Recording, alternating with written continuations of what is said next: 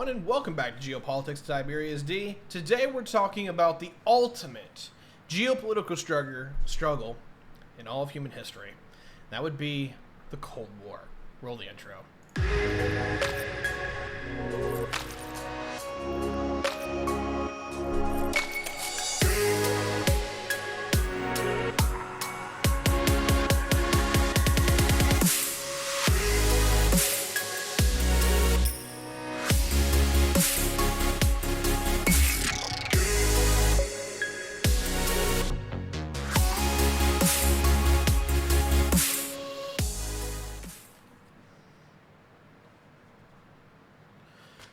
Oh, forgot to hit the button. I'm off of it tonight. I apologize. I'm doing this while I can't sleep. Good morning, good evening, good afternoon to everybody who's doing that. It's a little late or early depending on who you are. I am Tyberius D. Today we're going to be talking about the Cold War for our geopolitical special in Events in Geopolitics. I've been debating on doing this particular episode for quite a while because, I've talked about it quite a lot, but I haven't talked about it specifically. It's always largely in context to everything else. But I want to largely give this episode its credit of what's going on in this regard. Cold War by itself, start to finish, just give it the overall view. What is it, why is it, and what's it about? And of course, a lot of people already know this, but I definitely want to just give it its overall thing. I do have a few things I have to go through before we get there. I apologize. But first, number one, I want to thank AlleyCat1969 for being subbed for 1 year on Twitch. I very much appreciate that. It's very good to see you, sir, and helping us out. And speaking of all the wonderful people that help out Geopolitics Tiberius D, we're just going to throw out a few out there that have been part of the Patreon community for quite a long time. We don't actually have any official patrons from the Patreon.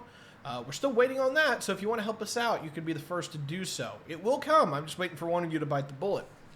Anyway, without further ado, I'm going to thank Fallen Hour, Andy Wagner, The West Dude, Julia, Ron Cleveland, Drew, Ace Man, Kamikaze, Samantha, and Leah for helping out the show, whether it's Geopolitics with Tiberius D, Mask Off, or Reviews with Tiberius D. I appreciate everything that you guys do, because you guys have been helping out across the board, hook, line, and sinker. It's been great. A few people that we can add on to there. We can thank Revolt Rise. He used to be a big patron. Hasn't been there for a while, but he's doing some stuff. No big deal, you know. But wonderful people, part of the wonderful community. And I'm also going to thank a few people that we haven't thanked for a while. Shadow Fox and Tomfoolery, who helped us out in the bits category. So there's plenty of people who have given us plenty of support before. I want to thank them for doing that. And I'm going to kind of hype on that for the last couple of days because we've been getting subs back in a big way. We're standing at 76 here on Twitch right now, which, you know, what that means is that 76 people are subscribed to me, giving me money right now. I really appreciate that because that makes paying the bills a lot easier, and it's a lot better than the 30s and 40s that we were pulling about a month or two ago. So it's good to be back in some better, more healthy numbers. Anyway, getting back into where that we are, what we're talking about today, Cold War, let's hit it. It is 1945, and the war in Europe is coming to an end. You have the Allies coming in through France and will eventually occupy West Germany. You have the Soviets coming in through the east and will occupy basically all of Eastern Europe, and they pretty much meet in the middle. Now, what kind of starts us all off is that they were largely allied in the greater fight against Nazism and fascism, whether it was Italy and Germany, and eventually it'll be Italy, but that's kind of... that'll eventually be Japan. That's kind of a little out there because the Soviets don't really do much until the very last days. But, no, that happens. So, setup. World War II is coming to an end. And basically the Allies, the major powers, particularly the United States, the United Kingdom, and the Soviet Union, are getting together, figuring out what they're going to do in the post-war world. It's not World War I anymore, where... Excuse me, let me eat this real quick. Sorry. It's not World War I anymore, to where, hey, you have the big peace conference, you rewrite the map a little bit, and you give people, you ask for reparations and then call it a day. It's not how this works. The victorious powers have realized that you have to fundamentally change the game and how the world's going to go forward. Else Germany's probably going to rise again and beat the living piss out of half of Europe once more. You're going to see a complete reworking of the world order to where people want to do new things because, well, quite honestly, the imperial system is pissing off everybody because it's a major war every 20 to 30 years. And and people are just kind of tired of it. Like, the greater struggle of geopolitics is getting old. Now, what is actually facilitating the end of this is basically that everybody who's participated in the imperial system is either been occupied, bombed to death, broken, and basically the imperial era is almost at an end. We can throw out a couple here, but just to give you like the top 8 players, right? We'll go up the list, which I did this in a episode not too terribly long ago, revolving socialism. So part of the highlights are already here for this episode, but hitting the Axis powers, Japan has been bombed, nuked twice, basically been leveled, and it will be occupied by the Americans. All of its imperial possessions are yeeted away from itself and given to either new independent states, given to formerly conquered regions, or is liberated as like the Federated States of Micronesia. Just as an example of that, So, stuff like that. So Japan completely bombed out. Lost all of its imperial gains, all the way going back to when it was originally from the Meiji Restoration, basically, and is given the original Japanese-owned islands, and is basically forced into the client state of being of the Americans. Italy was never a major power to begin with. It always struggled to be one of the great powers list, but it was just kind of out of scale, but it never really performed all that well economically, never performed all that well militarily. It always was one of on the back burner as terms as getting colonies, as terms as projecting itself into the wider world. And when World War II comes around, is that Italy is formally occupied. It will have at least the better part of 18 months of conflict on the Italian peninsula. It will fundamentally break Italy. And no one's just quite sure what to do with that, and so it's basically occupied by the Allies, particularly the British and the Americans. And they'll set up, not really a client government, but they'll set up a very traditional democratic government on the lines of what we see throughout most of Western Europe, following the war, trying to get it back on its feet, and it has a lot of problems. We'll get into that a little bit later. But suffice it to say is that Italy was barely able to ever join the major powers club in any kind of way, especially in the imperial era. And, basically they had the littles to fall, and they did fall as far as they pretty much could. Next is obviously Germany. Germany was the big heavy hitter on here. Germany, even though it was largely relegated to Europe after World War I, was still immensely powerful. It still had a population of 80 million people all the way back in 1940. Very economically powerful, very industrious. It's a major nation in every regard. It was largely limited in the fact that it couldn't maintain an empire or couldn't be built, and of course the Allies had systematically destroyed it from after World War I, where they tried to gimp it and hammer it in, and of course that built ranchivism or revelatism. I can't remember what the word is, but basically they wanted revenge, and They more or less got it during the war. The problem is that they kept picking bigger and bigger fights, not wanting the war to end, and eventually the entirety of the world pretty much came against them and tore them down. But it was a mean feat to show what the Germans could do. They occupied France, Belgium, and Holland within 6 weeks. They were able to occupy Norway and Denmark. They were able to re-annex all of the lands that had been taken from them in Europe following World War I. And bring them back into the fold, whether it be Alsace-Lorraine or Western Prussia.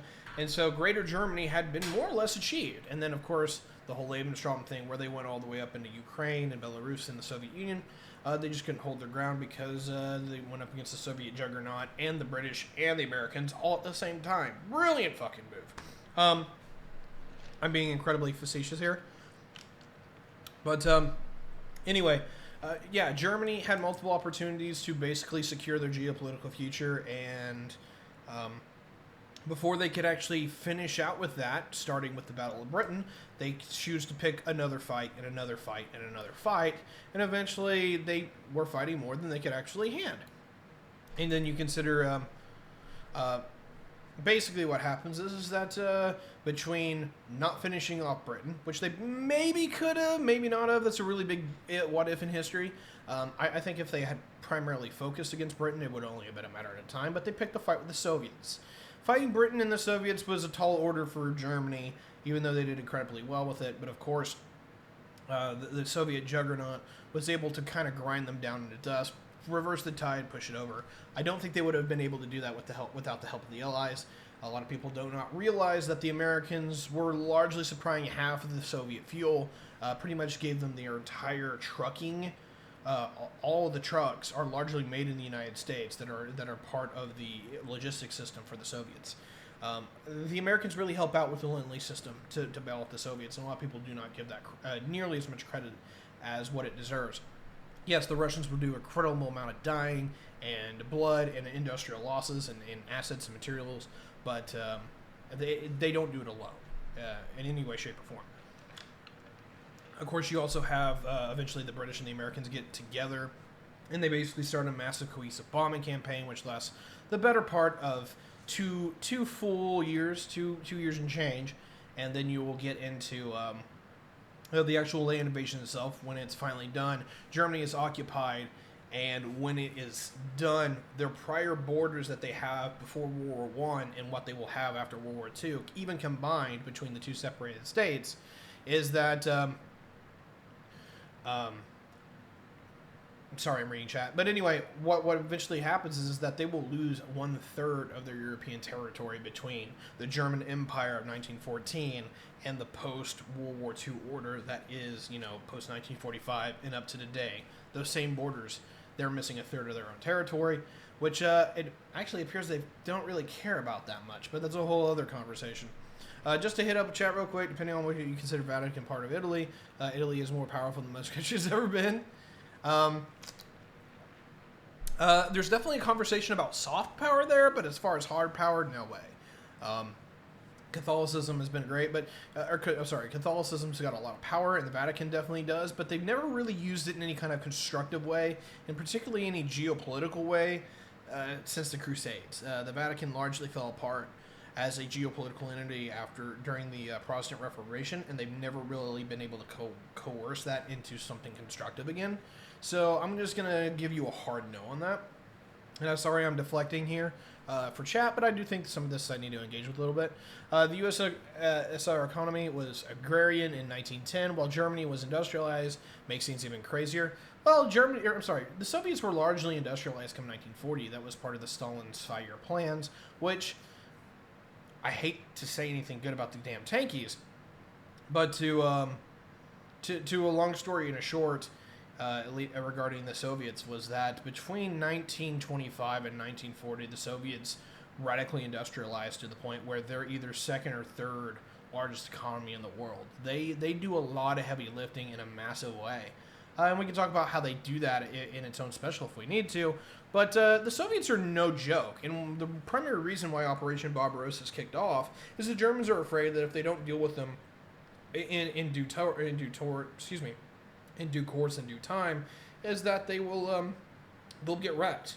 And we'll talk about this in the World War II episode. But Germany's probably a little right on that. But I'm going to table that for now. And then the last question here is, do you think the Vatican isn't secretly pulling the strings politically?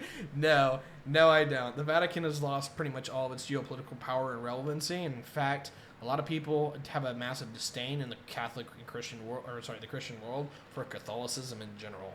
So yeah, they're not really a thing anymore. Yeah, and actually, good point. U.S. Catholics do disagree. But anyway, table that just to try to keep this on subject, or at least let's try to keep this relevant to the Cold War. Let's get to the Allied powers, right? China is the Allied power. Now, China is still at this point largely a feudalistic society or semi-feudalistic society. It's having a hell of a time getting moved into the... it's had a hell of a time reaching into the modern world. No, it's okay. Appreciate that. It's had a hell of a time. It had some reforms under Syngman Rhee, but unfortunately it will fall back to the warlord status under Chiang Kai-shek and Mao Zedong and a few other of these people, to where, it's just basically China divided once again. throughout their history. And so Japan's able to come in, basically pick apart the warlords and play each other off of one another. And Japan is a unified, industrialized military state, even though it's nothing compared to like what it is today, is able to run ham on China and solely 1v1 them and absolutely beat the living tar out of them. China is just not what it is today in any way, shape, or form, and I'm not convinced they would actually do that well anyway today. But as a long story short, is that China is not a normal modern entity come 1945 that we would expect of it today, and really doesn't even qualify as great powers list. Most people would consider it a backwater that is technologically undeveloped, that is, that doesn't really have any kind of modern state or government. There's a lot of criticism that would probably be valued. Some of it is kind of labeled racist and whatnot. I would actually say the proof is kind of in the pudding here. China had looked like that for a long period of time, and granted they may have guns and a few factories and a few tanks here and there, but most of it's supplied by foreign operators and foreign investors. China is more or less a technological backwater that resembles the Ming Empire in 1945, and that's even being occupied, or half of your country, or half of the Chinese core being occupied by Japan. So yeah, China is absolutely barely making great power status alone before the war, and they sure as hell ain't in a position to do that afterward. So that's China. The next would be France. France has been occupied for the better part of 4 years. It's been systematically kind of rooted out by the Nazis, and a little bit by the Italians, and their the entirety of their empire was already strained at the point. Like the French were having trouble keeping the French Empire running and operational. Their military was decisively defeated. Their society and their politics were tearing each other apart before the war, and it's one of the reasons why they don't present a unified front against Germany, is that militarily and politically and socially they have just lost a lot of their cohesion going into the war. They're not able to really unify under nationalism and their spirit, under a national spirit, and Hollande is basically dead. And so yeah, France is just pretty much systematically was already on the back foot, was already kind of in, if you will, a decay, and formally is kind of given the death knell by Nazi Germany. When it comes back under more or less a despot. While I don't think de Gaulle becomes president right away, he will largely be in charge until his death. And he kind of sets the tone. And while he will do quite a bit to get France back up and running, and he really is patriotic, cares greatly about the prosperity and the security of France, is that he will lose more battles than he actually wins. And we'll talk about that going into the episode, which, holy crap, we're 17 minutes in already. But anyway, yeah, France is basically on the back foot and is basically checking out as an imperial power. They'll try to retain that during the Cold War, and we'll get into that during the 1950s.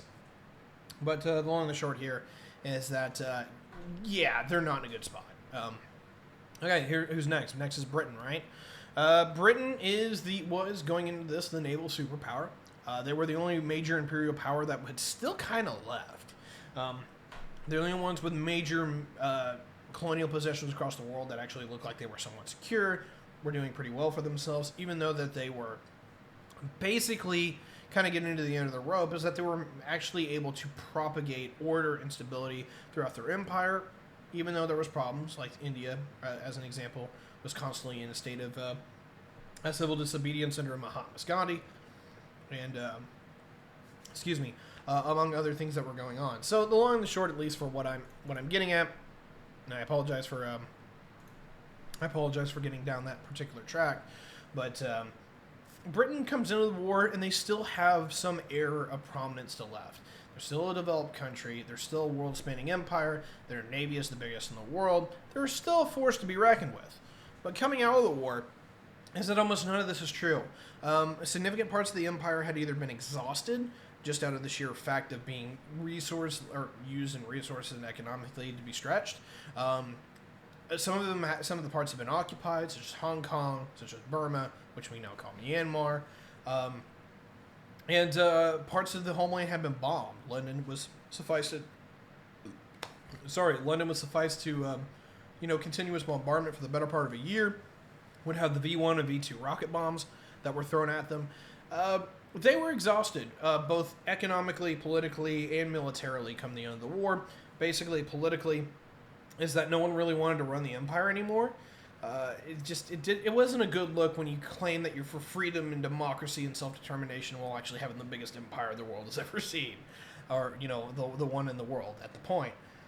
So politically, it was just an untenable solution. Economically, Britain had been staving off bankruptcy for the better part of the war, all the way going up in 1940, pretty much since 1940, and it's largely the American banking system and the American financial system that will bail them out, and they're still paying that to this day. So, it stretched them to the limit economically, and they just weren't able to, honestly, even the entire empire altogether was putting up very similar numbers as Germany was by itself. And granted, Britain's just no juggernaut to the degree that, geopolitically speaking, that Germany is. But, the entire empire altogether, rivaling, putting up production numbers and similar, manpower numbers, actually, all together that is deployed in the field as Germany, the end of the era is here. And that kind of just goes in the military, where either they are completely exhausted, or they're eclipsed. And it's quite a bit of both, is that Britain does quite a lot of fighting, but most of Britain's fighting is actually done from British soldiers from Britain. You can't get Indians by the million to slaughter themselves for an empire that isn't theirs. And basically for all the things that you can put up on the paper that they might have as a major strength, such as the manpower reserves from like India and Pakistan, or from Africa, is that most of them are not loyalists in the regard. And so most of what we saw during World War II throughout the imperial colonies is that the people that are loyalists, which are few and far between, are used as home garrisons to keep the people who don't like the British in line while the war is going on. And so most of the Indian Army, that technically numbers 1 million men during World War II, is not used against the Japanese. Most of it's used to police and occupy India itself. And that will largely be one of the death knell signs for the British Empire, is that all of their resources basically have to go into maintaining, and anytime they have to propagate a major war of offense or defense, they can no longer do that against a fellow imperial power. They're screwed. They can only subjugate, basically lesser nations or nations that you would consider backwards or uncivilized, whatever. And so, Britain is in a horrible state come the end of the war. Politically exhausted, militarily exhausted, economically exhausted, and is completely eclipsed by the Americans and completely eclipsed by the Soviets. Soviets have a massive land army, and the American Navy, the USN, just completely dwarfs the British Navy come the end of the war. It's like 3-1 or 5-1 against the Royal Navy. And the Royal Navy didn't slouch. They were still building ships. They were still engaged in combat. They did a lot of work.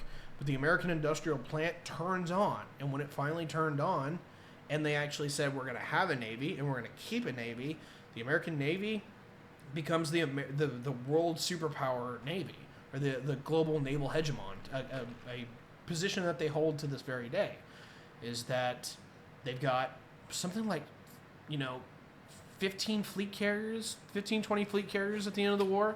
They've got 30 escort carriers. They've got 15 battleships, 15, 20 battleships.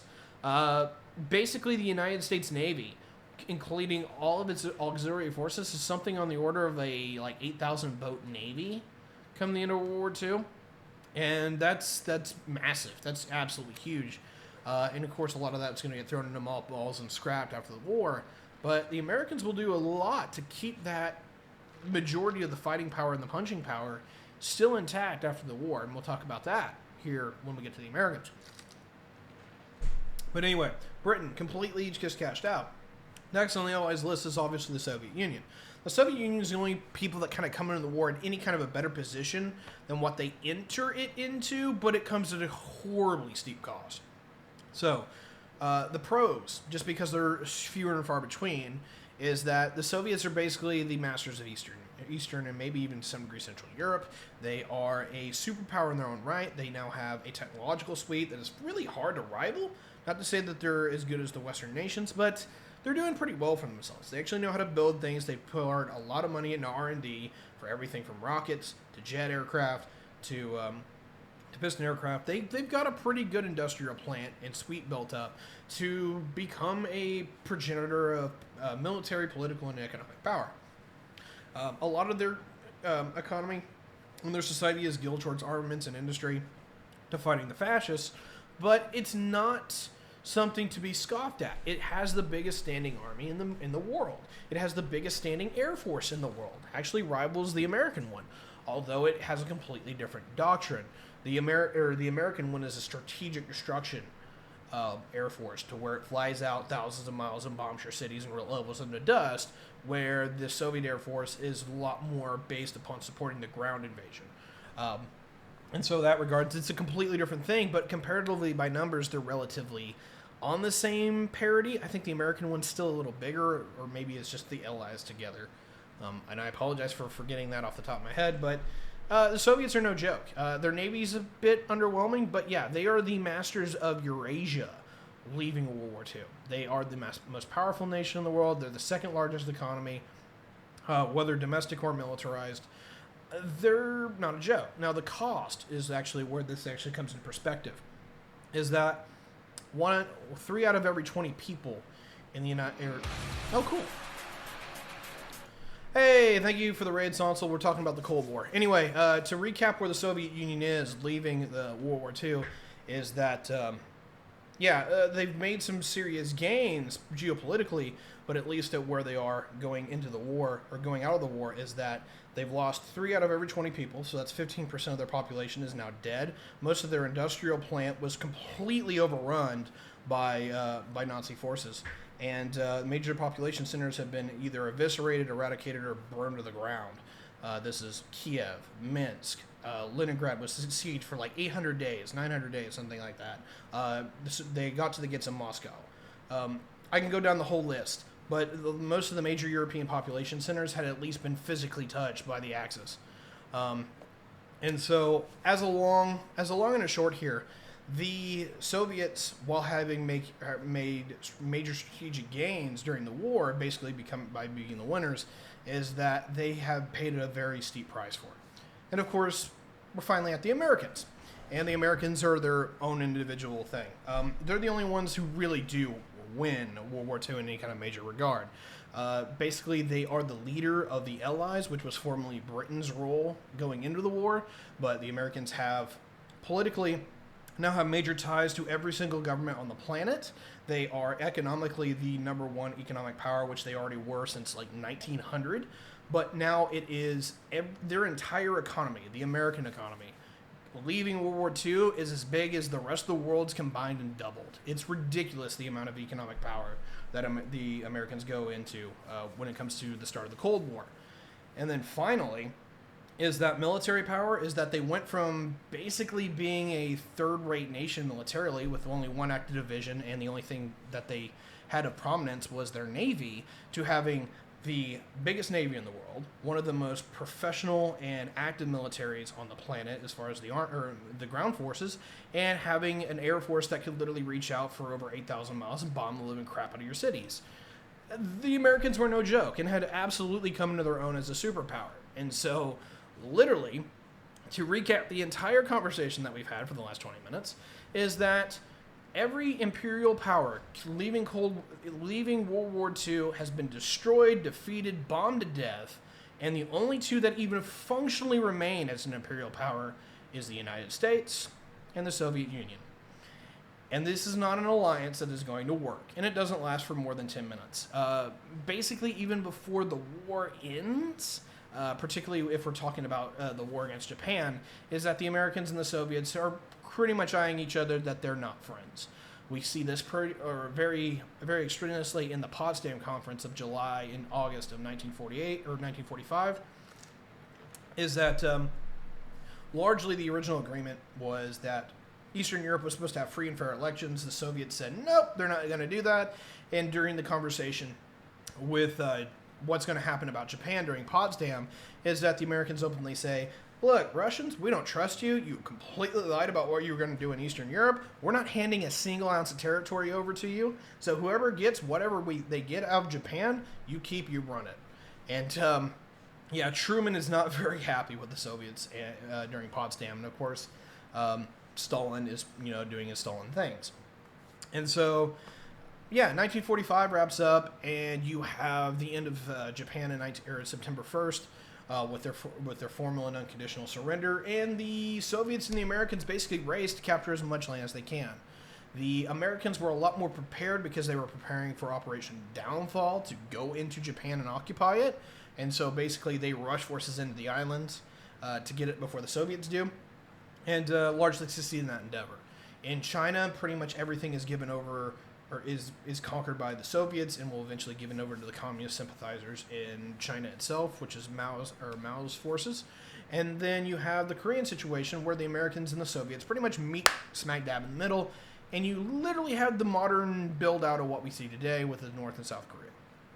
And so, yeah, that pretty much ends out World War II in 1945, is that the world is divided more or less into two camps. To summarize the late 1940s, we can do this pretty well. It's basically Reconstruction and the opening gamut moves. You will have major entities in the West trying to figure out how they're going to rebuild Western Europe, and basically some of the allied nations within, the Asian Pacific Sphere. This is largely Japan, a little bit of South Korea, but it's largely about supporting Chiang Kai-shek in China, which they will fail miserably in, rebuilding Japan into a functional entity, helping Australia kind of get back off its feet because they had exhausted themselves. And then you get into Europe itself, which everybody else is completely either been bombed, occupied, or what have you, and the Americans have to show that they're going to support that. Of course, this is what we call the Marshall Plan, in a nutshell. And this is how this is largely how the Americans and the Allies kind of bring themselves back from the brink, is that you have the Marshall Plan, which is back then, inflation aside, is $13 billion worth of foreign aid. About half of that is in loans, which is like zero interest or very low income loans, and the rest of it is more or less foreign aid or loans that are forgiven. And this is basically to buy stuff This is basically to buy stuff to get their economy back on running. And it's kind of weird because it's kind of a meta thing. And there's a bit of a controversy about this. The only people that they can buy from are the Americans. So literally, it's a giant government aid program to the Allies to buy American goods to get their own economies operational again. Say what you will, whether that's nefarious or not, is that largely it works. Is that they're able to buy tools, they're able to buy mules. There's a wonderful little documentary about the Greeks getting Missouri mules. It's hilarious. But anyway, you have the Marshall Plan, and it helps significantly with getting Western Europe back on its feet. It will still take 15 years, every bit of that, to really rebuild Europe into a functional entity. But a lot of what we will see in the social strife in 1948, where people are really upset with Western governments, and you'll have a lot of people upset with Western governments that not enough is being done, and a lot of communist sympathizers within Italy and throughout Germany and even France. A lot of them will shut up by 1952, 1953, that they have been given confidence by their governments and the authorities because of the Marshall Plan and subsequent following actions. There's not just simply a good side on here too. I will hit the bad side of this too. The American CIA that has been recently founded will not sit idly by, and one of the first major foreign action events that they will do is that they will fund elections in Italy to help the Conservative Party win. And this is one of the major things that we actually see the American CIA actively show its true colors and what it can do and what it's willing to do, to where it does not sit idly by and let what possibly would be a left-wing government in Italy take charge and be elected into office. They will actively take moves to openly support political campaigns within Italy to have a conservative coalition win, and they will succeed in that. There is also a number of other operations that they'll commit, particularly within the Greek Civil War of 1945, 1948, 49. I don't remember when this technically starts and ends, but basically going into leaving the war in occupation, as Greece almost immediately falls into civil war between pro-democratic and pro-communist forces.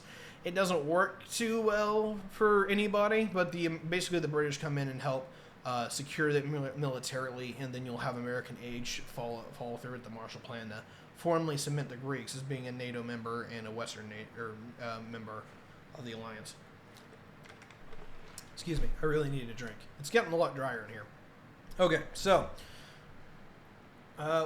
Marshall Plan. The American plan is largely to rebuild Europe, and their whole thing was originally called Bretton Woods, and they originally pushed it back in 1944. One of their major concerns was that to help get rid of the imperial powers and the imperial competition for strength and resources, that you would have, instead of the world currency being supported by gold and the pound being supported by gold and this currency being supported by gold, as economists at the time knew that gold was going to be eclipsed. They could not hold that anymore. And so what they did is that they said any currency could now be internationally supported by the dollar, and the dollar would be the major intermediate exchange. Now, this gave a lot of geopolitical power to the Americans, and a lot of people were skeptical of it.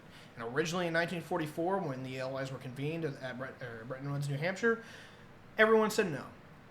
What happened as part of the Marshall Plan to rebuild Europe is that they dropped a few things as part of the Bretton Woods system, but the main core was that anyone who was part of the American-led alliance that will eventually become NATO, militarily, diplomatically and security-wise, is that it was also an economic alliance. You had to subscribe yourself and your currency to be backed by the United States dollar. That was the underpinning. And this basically turns the post-World War II order that the Americans built out into a global order that anyone within the alliance can now economically trade with each other for goods and services to and from. So Japan doesn't have to worry about oil because they can now buy it from anyone in the alliance. Germany doesn't have to worry about oil because they can reach out to buy it from anyone in the alliance. Going forward with this is the American plan for quote-unquote world domination. It's actually the plan to actually oppose the Soviets, is that if you are a member of the American alliance, there's certain conditions you have to basically follow in through. You have to become the American economic network, so your currency is now going to be supported by the dollar, and most of your marching orders are going to be dictated from Washington. But in exchange for that is that you no longer have to participate in the former imperial system. If you're a former colony, you can literally just hitch onto the American system, and you can trade with the people that used to exploit you. If you are a formal imperial power, you no longer have to actually occupy anybody because they're willing to openly sell you whatever they have on the open market. And to some degree, this is more successful than others. There's some geopolitical maneuvering here that I don't want to overgloss by any stretch of the imagination. Some nations will absolutely use this to their definitive advantage and become rising stars and rising powers within their own right. Other nations will not, and they'll actually be subjugated to major geopolitical instances, whether it's espionage, whether it is military invasion or what have you. And of course, the big one that I always like to talk about is Iran. This is in 1953, to where the Americans do not like the way that it looks like Iran is going to side, and they'll openly throw a coup or support a coup, which basically keeps a monarch in power. And this leads up to the Iranian Revolution later and the current bad relations that we have today. This is on us. And so I'm gonna preach that a little bit because I get to. But anyway, to close out the 1940s, that's the American plan. And that will be the American plan through the entirety of the Cold War. That doesn't really change. The Soviets, on the other hand, are schizophrenic, dyslexic. I don't know what the word is, but they do not start the Cold War off on the right foot. Basically going into the occupied territories in 1945 as they basically ransack and burn anything that's left of value that the Nazis didn't take, particularly within Eastern Germany and Western Poland. Is that pretty much what they largely do is that they basically bring anyone in their order into their order, and they bring Eastern Europe into military occupation. Works for a while. A lot of people aren't happy with it, but it's not like they have any kind of ability to regress or redress any kind of situation. The Western Poland, currently Western Poland, which used to be Eastern Prussia, Silesia, and Pomerania, is completely ransacked, and anyone who is German there is largely pushed out of the region to be settled by Poles, who are now being moved out of what used to be Eastern Poland and is now part of Belarus, Ukraine, and Kaliningrad, and they are moved into the area and settled there. And so you get a whole thing where basically the Soviets engage in ethnic replacement, where they take the Germans out of certain areas, they throw them into East Germany to turn it into more or less a prison colony. You have Western Poland, which is completely revamped and moved or ethnically replaced from Germans to Poles. And then Eastern Europe is largely just kind of redrawn, not physically on a map, but basically anyone who had any kind of ties to Germany. And this is largely the people in the Brabant area of Hungary, Serbia, and Romania is largely pushed out. And this is largely just anti-German hate, or just massive German hate. But you also have the Soviets kind of come in, draw certain lines in certain regards, and openly tear out the structures that will allow these countries and functionalities to operate. That will largely go on until about 1948, where the Soviets kind of get the idea that there's no one who wants to be a part of their alliance and their system, and they know they have to occupy this area for quite a significant while. About the same time, this is when the Marshall Plan becomes formally announced. And what's worse, is that I didn't mention this earlier, is that the Marshall Plan was not limited to the American allies. It was openly marketed to anyone in Europe, including the Soviet Union. And a lot of the Eastern European governments were openly telling Moscow they were going to sign on. And, you're absolutely correct, Wes, and that this originally turned it into USD and reserve currency, and yes, those wars would fall into in the 90s. Anyway, I'm going to table that and go back and go, the Marshall Plan comes out, and the Soviets are kind of put on the back foot by this because they've been basically exploiting the areas economically as basically as a colonial government, and the colonial governments that were puppeted, that said that were largely put in charge, were openly saying, even though that they were communists, were openly saying that they were wanting to take the American offer because being part of the Soviet side sucked. And so the American, or just in the way that the West was having people democratically wanting to defect, is that even the leadership within the Eastern Bloc was openly flirting with the idea of defecting to the Western side because the Soviets weren't doing anything. And so as the Marshall Plan kicks off, you have the Soviet reaction to it, which is that they have to do something different. And so their whole idea, whether it be good or bad, is that they're going to bring the entire Soviet economic system and incorporate that into the Eastern Bloc. And what you'll have is that you'll have this area is largely built for making tractors, this area is made for making washing machines, that wholesale. And instead of actually making it to where it's part of, instead of largely focusing on just having their own insular economies, is that they make it part of an integrated economic network. Everyone does share the resources, but it's all by dictates of Moscow. And so this area in East Germany here is made for building tractors, and to actually get your washing machines, you have to buy that from the Hungarian-made washing machine company, and to actually get your aircraft, you have to buy that from Moscow. And it works to some degree because it gives everybody something to do, but this starts to show the difference between the East and the West. The West is, look, we're on the same team. You can do however and whatever you want to do, as long as you can make it work on paper. And you just have to basically kiss the ring. You have to, play by these very strenuous rules, which aren't super strict in the regards of economically. It's just you have to align to the underpinning, which is the Americans are in charge and the dollar is supreme. But other than that, you largely get to do whatever you want, economically and politically speaking, outside of certain windows. You can't openly say communism is good, and you can't openly trade with the Russians. But outside of that, you're pretty good. And just to show you this, while the Americans will not support left-wing governments, is that they will openly support fascists during the Cold War. So there's quite a bit of a range here. Anyway, to go the other side of this is that the communists largely will do everything by dictate. And so anyone who's part of the alliance has to basically submit to Moscow's will. This works for a bit, but you already start to see the alliance go to shit, or basically starting in the 50s. And so let's roll there. Excuse me. 1940s is largely the reconstruction. We're going to finish. We've pretty much talked about that really well. Going into the 50s is that you kind of start seeing the first blows and the first conflicts of the Cold War in perpetuity. Of course, you have Korea in June of 1950. That heats off, which is basically the North Koreans, which have been given a massive amount of armaments because of Soviet exports from post-World War II. They're basically armed, they're set up, and they say, go unite Korea. And through a little political maneuvering is that the newly founded United Nations is able to be worked by the Americans to have a united allied front in favor of South Korea. And it's a 3-year onslaught, but basically what happens is within the first 3 months, the North Koreans push South Korea all the way into a little pocket where they are almost at the mercy of defeat. The Americans show up along with the other allied nations. You have the landings at Incheon. They push them all the way up to the borders of North Korea within like 4 months.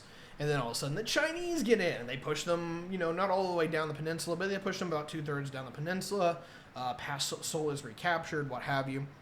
And China is able to just absolutely beat the living dog crap out of the Allies, along with the North Koreans. And of course you have Soviet aid, particularly within Soviet fighter pilots coming in to join the fight. And you will literally have American World War II aces and Soviet World War II aces going at it in Meg Alley.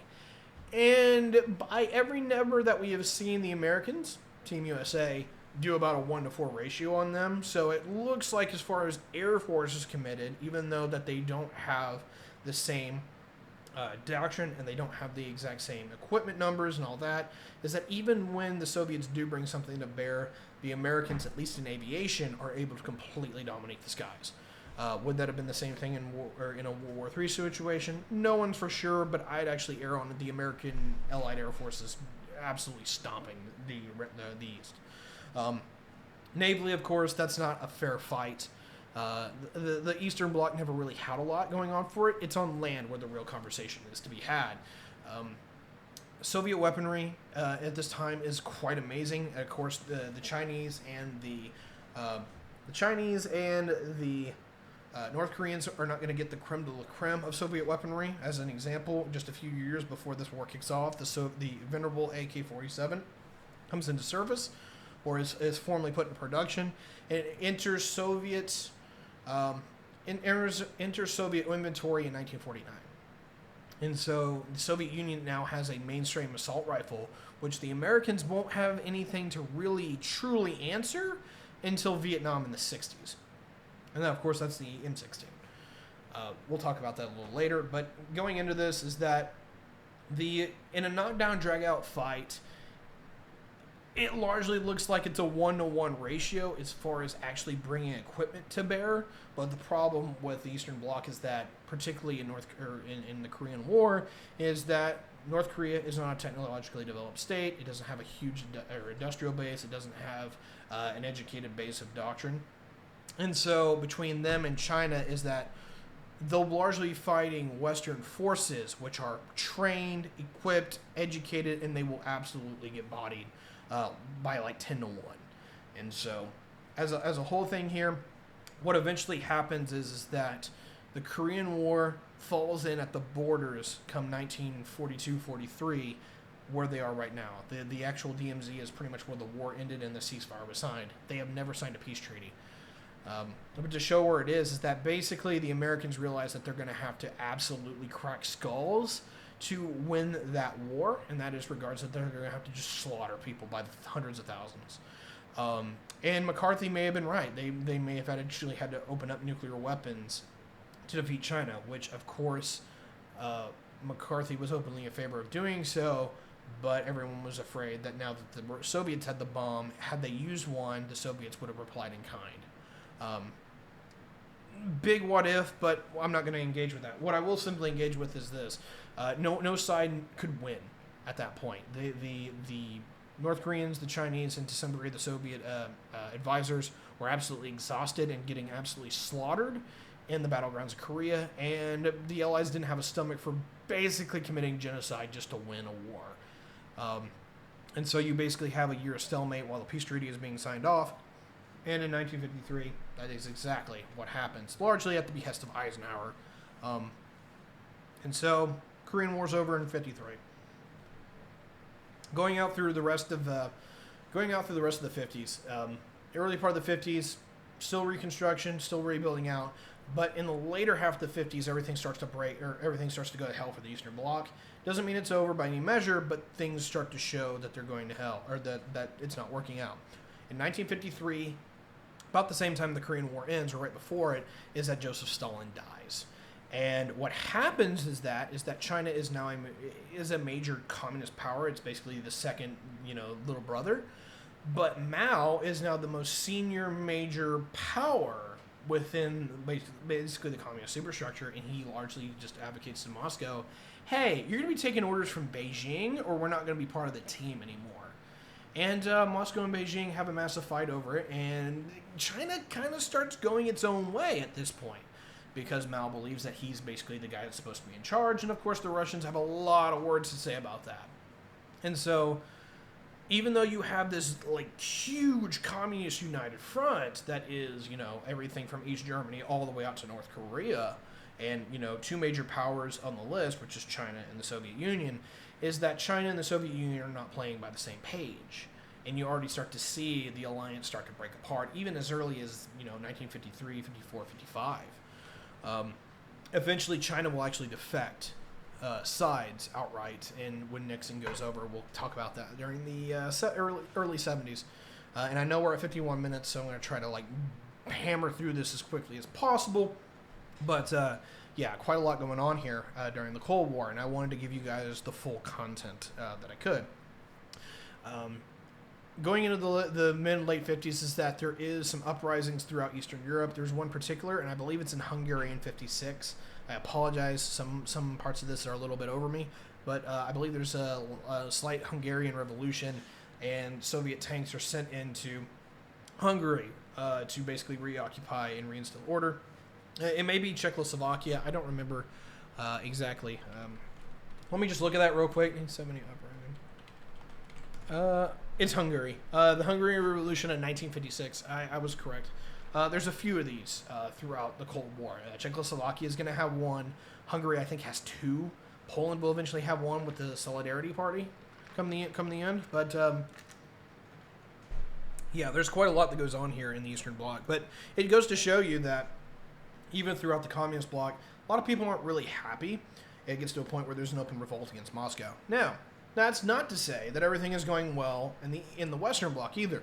In 1956, you have the Suez Crisis. What has happened here is that Britain is starting to lose control of its former territories. They've given quite a few of them up independence back in 1949. India, Pakistan, Egypt, a number of these are now fully independent nations. They can do whatever they want. And of course, what happens is that between the Balfour Declaration and establishing the State of Israel and the rise of Egypt is that you have a major geopolitical clash wherein Egypt says that they're going to take the Suez Canal, which is technically still owned and operated by the British, the French, or the British and the French. They're going to seize it a couple of years before they're supposed to get it back anyway, or before they're supposed to get it anyway. This pisses off the British, it pisses off the French, and it's basically the restaurant as a major geopolitical power and an imperial power. And we're getting all kinds of raids tonight. Thank you, Stardust, for the raid with 25 viewers. So yeah, that was Sansa with 18, Stardust with 25. Appreciate everyone coming in. We're talking about the Cold War. We're getting right back at it. Okay, it's 1956. It's good to see everybody. I am recording right now, but if you have questions about what we're talking about, I'll try to catch you back up to speed. Definitely hit it up in the chat. All right, 1956. In the western side, we're seeing things go to hell for them as well. We're talking about the Suez Crisis. Egypt openly goes for a gambit to take over Suez a few years before they're supposed to get back because they want the revenues. They want to be able to take the shipping traffic that's going through Suez, take the revenues from that so they can develop Egypt into a major geopolitical entity themselves. Completely understandable. The problem is they only had to wait 10 years and they would have had it anyway. Well, This pisses off the British because they own it. They pisses off the French because they technically have an interest and stake in it as well. But also is that the Israelis are on board with this because they want to neuter Egypt right off the bat. And so you have the Suez Crisis, where Britain, Egypt, I can't say this right. Britain, France, and Israel invade Egypt. And Washington is not consulted on this. And they're pissed. They're really pissed. And so the alliance basically is going about doing their own things. And Washington basically gets together with Moscow, which is one of the few times we ever see solidarity between the two superpowers. And they basically say, okay, that's cool. From now on, all empires are now illegal. If you openly claim to imperial territory of only of a number of different groups of numbers of different groups of people, and I thank you for all the follows and all the subscriptions, everyone. Absolutely appreciated. From Couchman and from Based Left, among Burian and a whole other people. Thank you all so much. Anyway, Washington and Moscow basically get together and they openly say that empire is illegal. You can have puppet states all the damn day, but you cannot openly imperially own anybody anymore. And this is basically, in a nutshell, an FU to France and Britain. And you will see over the end of the 50s and the early 60s, the end of colonization within all of Africa and most of Southeast Asia. And some of this was already going to hell anyway. We're about to start talking about Vietnam. Good to see you, Base Left. Okay, so anyway, getting into that is that Washington and Moscow openly force Israel, Britain, and France to stand down. Charles de Gaulle tried to get France and Britain to become a third sphere of power, where basically the former imperial powers or anyone who wanted to be an imperial power could get together and have their own alliance and basically be a third axis to oppose the Americans and the Soviets. But he couldn't get the British to defect, and there was no one else that really wanted to sign on. And so France largely is standing there with their dick in the wind, and they will largely concede. And so over the next 10 years, you will see the end. You will see the very end of imperialism in every shape or form outside of the Cold War, in the response of either you're part of Team USA or you're part of Team Soviet Union. And that's pretty much it. It's either you're one of these two major entities, and you're either on their teams, or you're trying to go it alone. And that's pretty much the fallout from the Suez Crisis in a nutshell. And more or less behind the scenes, the Americans are able to stomp their foot down on any NATO member and any Western NATO or member who is part of their alliance. Is that, hey, you want to be on our team? Cool, but you will obey the rules. You are going to use the dollar. You are going to take your marching orders from Washington as far as defense. You're not invading anyone without our say-so. And the Americans make damn sure that anyone who is part of that knows it, or they will literally feed them up to the Soviet Union. For the better part of that, the American alliance is largely secured. You'll have a few people that openly defect. You'll have a few people that will side against. There will be a popular revolution, Cuba, but we're about to get there anyway. So, at least as a whole thing, is that the Americans are drawing the lines in the sand. You can do this, this, and this. You can't do this, this, and this. And so, we'll wrap up the 1950s with basically the Cuban Revolution, because this really starts in 1959, goes into 1960, is that Cuba is a really interesting thing, because it's geopolitically technically insignificant. But what happens is that this is a major communistic government in the United States' backyard. Cuba is only 90 miles from the coast of Florida. And this bothers the Americans quite a bit, because it could be a launching point for the Soviets if they actively wanted to invade. This is the perfect staging area to actively strike at the United States. And of course, very shortly after, where you'll have the short-range and intermediate-range ballistic missiles, IRBMs, something like that. Can't remember. But anyway, what I'm getting at here is that the Soviets will kick off the Cuban Missile Crisis 2 years later, to where they'll be putting missiles in Cuba as a direct threat to the United States. Now, in all fairness, to actually support the Soviet cause here at all, and I hate to do this, is that the Americans had put missiles in Turkey and everybody knew it. And so it was not tit for tat. Eventually what the deal is over the phone that is signed between Kennedy and Khrushchev is that both sides will get rid of their missiles within those two prospective nations. The Americans won't 100% get on board with this. If I remember technically what happens is they get rid of the missiles, but they leave the nukes, and so anything can pick it up on a plane and literally fly it into Russia. So the Americans cheat a little bit, but the problem with what happens in the Soviet Union is that Khrushchev is seen as very weak, and if you ever wanted to see a liberal Soviet Union, Khrushchev was actually probably the guy to get it done.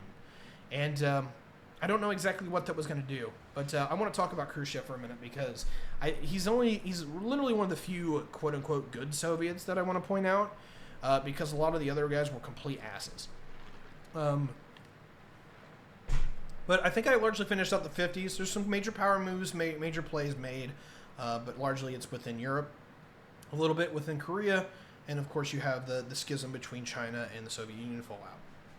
You have the Suez Crisis as well, which pretty much formally cements the Western Alliance. Going into the 60s is that this is where the sides largely become equal in the regards that no one's really sure who's going to win. It looks like it's going to be a standoff for a while now, and you see some major events happening, such as, you will have the Cuban Missile Crisis, you will have the rise of the Berlin Wall, you will have the start of Vietnam, which technically really starts in the 50s when the French leave it, but I don't... Vietnam's his own thing. Okay, let's talk about Khrushchev real quick, because he's a really interesting character. Okay, Stalin dies. And Stalin was Stalin, right? Freedom? Never heard of it. Democracy? Don't care for it. What Khrushchev was, in that, the reason I call him a liberal is that, or if you will, he's a left-winger, if you will, in the great Soviet Union. And it's so, the context is so weird here, right? Khrushchev believed that if people were going to believe in communism and if they were going to believe in the greater, rights of the workers and that they were going to defeat the West, the number one thing that you had to do is that you had to provide a better standard of living, a comparable standard of living to the West, and if you couldn't do that, you had to, you had to do that at minimum, and if you were actually going to beat the West, is that you had to show that the Soviet Union and its allies could actually bring you a better quality of living than the West did.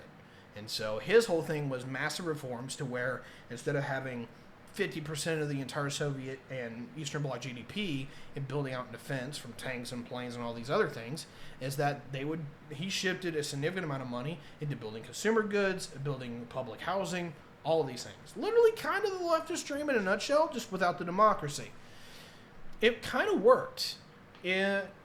We will never have polling data for this, but at least from the people that I were able to engage with, is that a lot of the apartment complexes that people live in to this very day, a lot of the things that are more or less modern amenities in the Soviet Union and the former Russia were actually rooted within these reform programs from the late 50s and early 60s.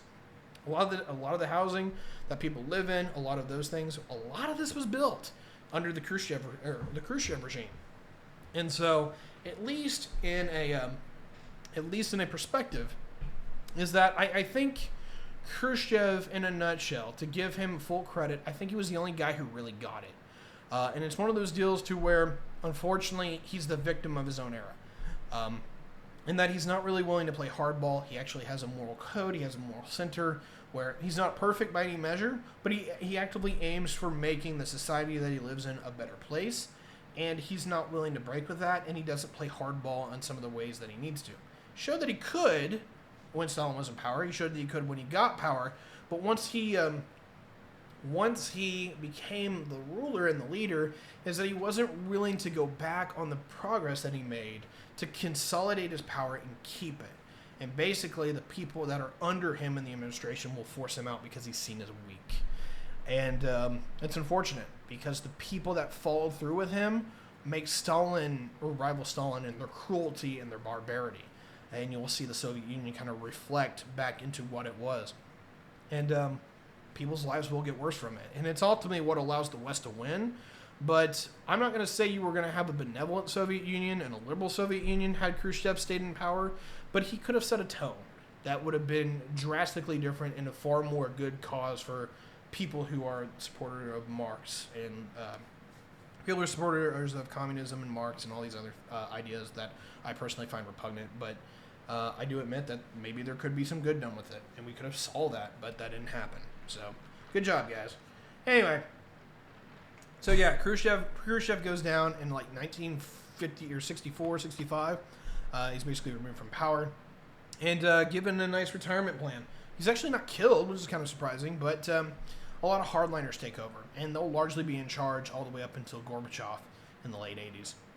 Eventually, the guy that comes out is Brezhnev, and he basically is Stalin 2.0, and that's him in charge for the better part of the 70s and late 80s. Largely, he's actually kind of put up because he's basically the most ruthless guy that they can find. And so, coalescing this down, we're going to get to Vietnam.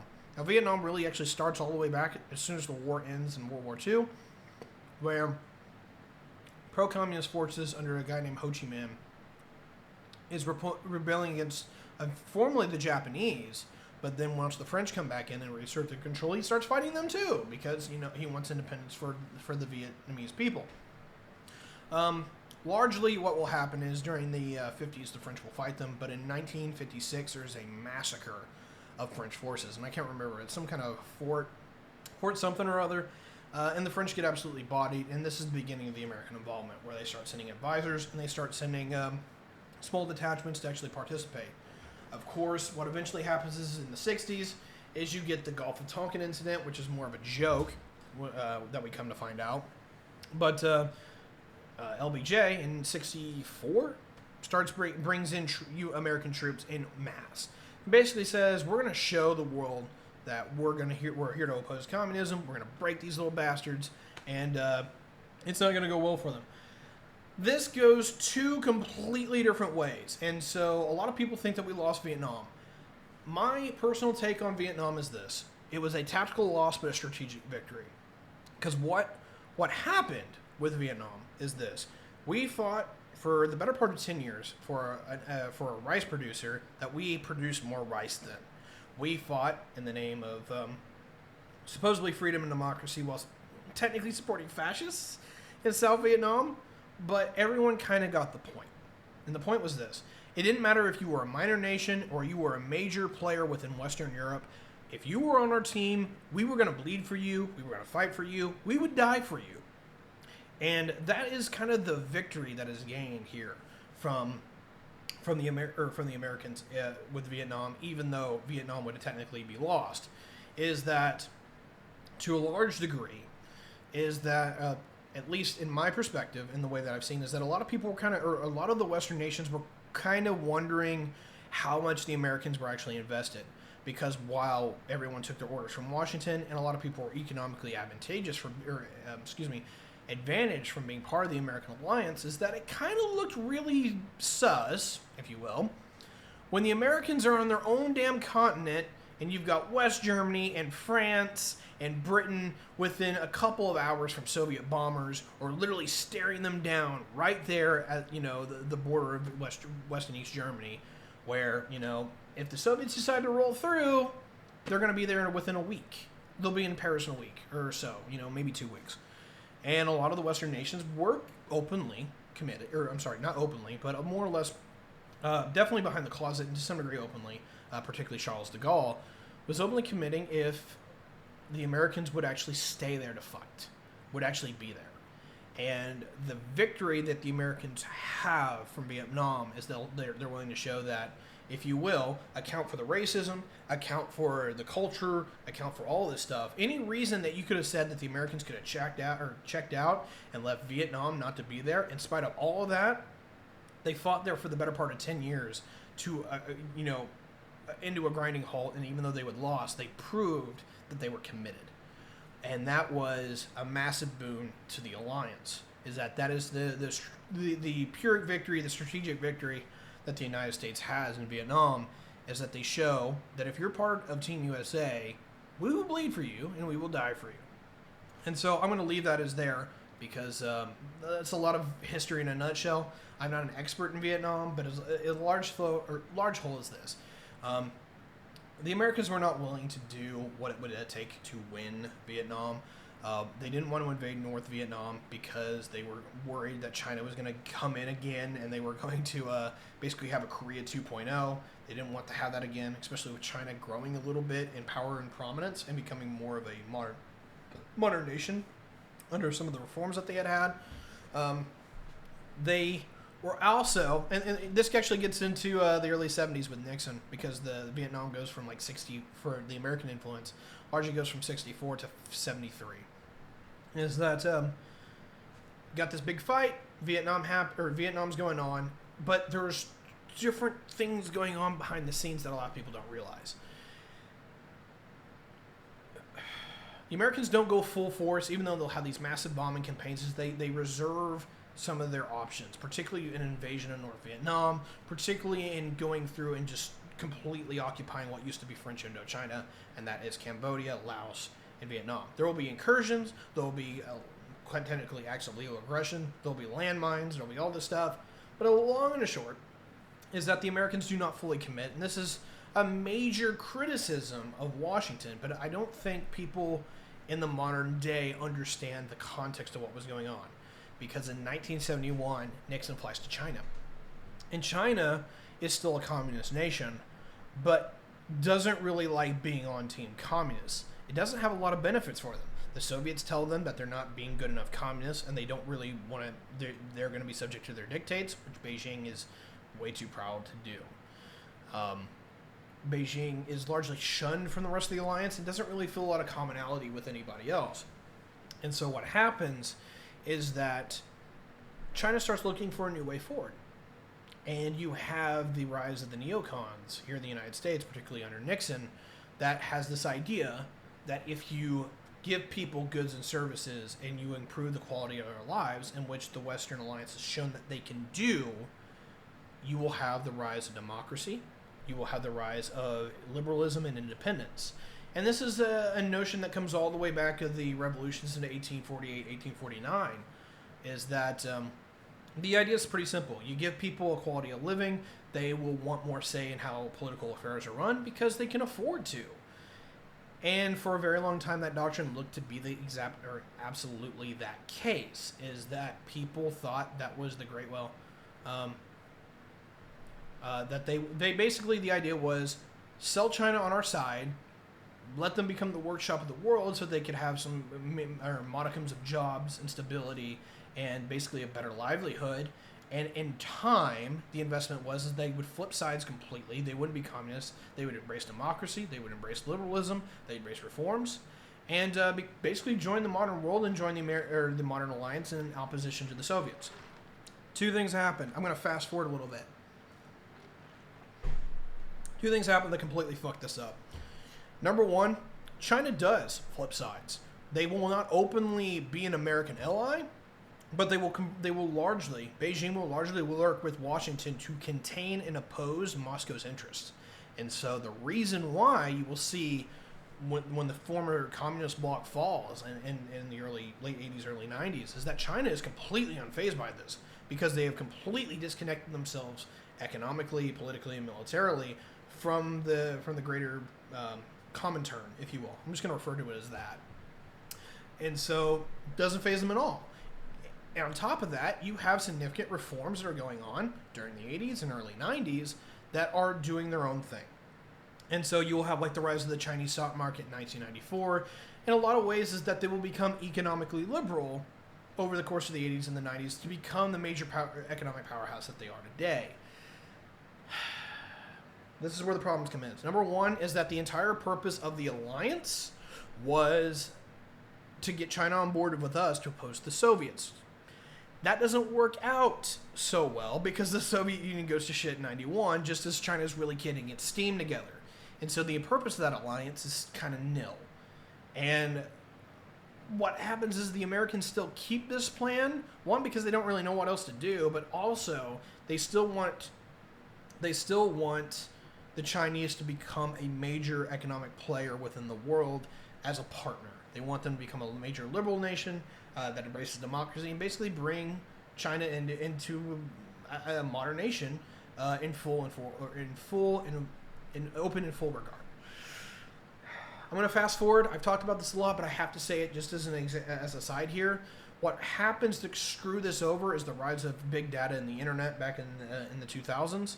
To come where 2010 is that while China will have a lot of growing democratic movements within China during the 2000s, is that by the time of 2010, 2012, 2013, is that most of these are snuffed out. Because what the Chinese figured out is that they could make the world's most sophisticated police state, where now that everyone can afford a cell phone, and every Chinese citizen does largely have one, they can trap their social apps to go, hey, those people that keep saying bad things about the government, they keep meeting over here on Thursdays. Let's go pay them a beating. And that's kind of the end of the era. And so the liberal order, the liberal dream of democracy and free expression at the expense of empowering China has failed. And so I'm very sad to pronounce that, but I have no hope for China becoming a democratic nation, a nation that is basically part of the international community in the regard that France or Germany or Britain or the United States is that they will never achieve that. They have no reason to anymore, because they can basically bludgeon the living piss out of anybody who they disagree with. And so that's its own conversation. Definitely check out the Technological Revolutions episode if you want to check that out, or that details. Check out the End of Liberalism episode, particularly if you want to know why I think that's going on, because it's its own episode entirely, and we're already an hour and 15 minutes. So, rolling it back to the 1970s, China flipped sides. You have the end of the Vietnam War, which kind of looks on the face as an American defeat, but that's more of like a tactical loss. You have a strategic victory out of that because basically everyone shows that the Americans are going to kick ass. And the Americans start going on a massive reform spree, particularly in their military. They will end the draft. They will completely revamp their military from what used to be a post-war, or basically a World War II military, where you bring all the guns and all the bombers to bat to defeat an enemy, to something that's a lot more modern. A lot smaller, a lot more modern, a lot more mobile, very high-tech, gonna beat your ass kind of stuff. And this is the rise of what we eventually will see as smart munitions with the Tomahawk missiles and modern fire control systems, all this stuff. And this is largely, you can see this in the modern technology that we still have today. The Abrams is designed in the late 70s, it comes into service in 1980, it's still here.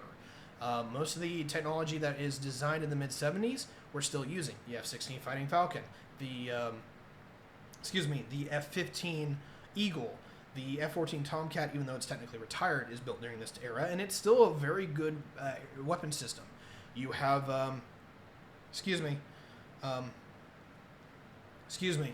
finish out what I'm going with, you have most of the technological revolutions to become the American modern military is still some amazing weapon systems here today. And even though we've had the ability to get fifth generation fighters, we don't have a lot of reason to use fifth generation equipment. We haven't replaced the Abrams, even though it's almost 20 years out of its sell-by date. We tried to replace the Eagle with the Raptor, but the Raptor's incredibly expensive. And there's nothing the Eagle really hasn't had a problem with taking down so far. So we made the EX program very recently to basically start building new F-15 Eagles, because why have the Raptor when you don't need to operate the damn thing? Anyway, to make a long story short, and Chad's being ridiculous right now, and I'm not going to get into that, but the Americans go on a massive reform, get rid of the draft, become a more modern fighting nation than what we're all used to, and that will pay dividends come Grenada, come Panama, and particularly come Desert Storm, which we'll talk about in the closing of this.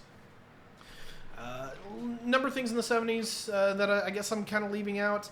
You have the invention of MIRVs in the late 70s, early 80s, which are multiple independent reentry vehicles. And this scares the hell out of everybody, because originally you had a missile, you'd put a nuclear warhead on it, and then you'd fly it off somewhere. MIRVs changed the game, because they've got nukes miniaturized enough where what they figured out with nuclear weapons is this. you can put a big nuke on something and try to take out an entire area, but to double the damage, you have to cube the energy, because energy dissipates as it spreads out in a shockwave.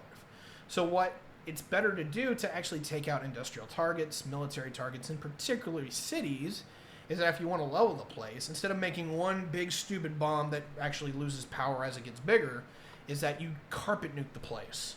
And you throw a little nuke here, and a little nuke here, and a little nuke here, and a little nuke here. Problem is you couldn't do that because each missile needed, or each nuke had its own missile. But with MIRVs in the late 70s, is that completely changed.